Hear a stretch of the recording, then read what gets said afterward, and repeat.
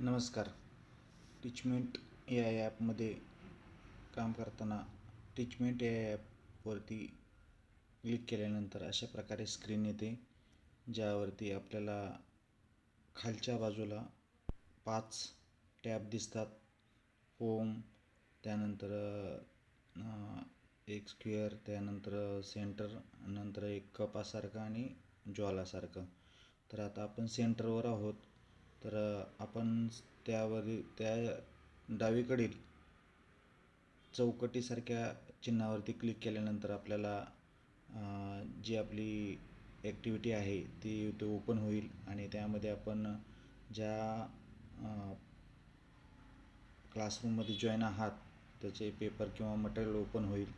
त्यामध्ये आज जी आपण टेस्ट दिलेली आहे, जी CTETचा मेन पेपर 3रा आपण सोडून घेत आहोत, त्या पेपरवरती क्लिक केल्यानंतर आपल्याला अशा प्रकारे स्क्रीन येईल. यामध्ये 11 तारखेचा हा पेपर असून सकाळी 8:51 स्टार्ट झालेला आहे, तर आपण सोडू शकता. त्याचबरोबर खाली स्टार्ट टेस्ट या बटनावर क्लिक करायचं आहे. या बटनावरती क्लिक केल्यानंतर मेन प्रश्नपत्रिका तुमच्यासमोर ओपन होईल. जर हे अक्षर दिसत नसतील तर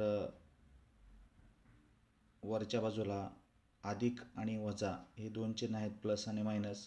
या प्लसवरती क्लिक केल्यानंतर पेपरचे फॉन्ट साईज किंवा पेपरची साईज मोठी होती आणि आपल्याला प्रिव्ह्यू दिसण्यासाठी मोठ्या स्वरूपातला प्रश्न किंवा अक्षर आपल्याला दिसतील, म्हणजे जेणेकरून आपल्याला वाचता येतील.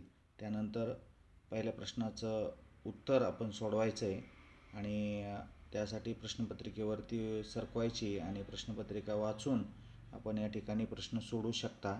आणि त्या सोडवत असताना प्रश्न वाचल्यानंतर त्यातील पहिला प्रश्न घेऊया आपण एक सॅम्पल म्हणून. भाषा के अर्जन एवं विकास के लिए सर्वाधिक संवेदनशील अवधि कौन सी है. यामध्ये आपल्याला जे उत्तर क्लिक करणं आवश्यक आहे. उदाहरण आपण एक सॅम्पल म्हणून देत आहोत. तर किशोरावस्था आपण निवडली पर्याय, तर 4 नंबरचा पर्याय असल्यामुळं आपण डीवरती क्लिक करायचं आहे आणि नेक्स्टवरती, म्हणजे जे खालचं उजवीकडचा बाण आहे त्यावरती क्लिक केल्यावरती दुसरा प्रश्न येतो आपल्यासमोर.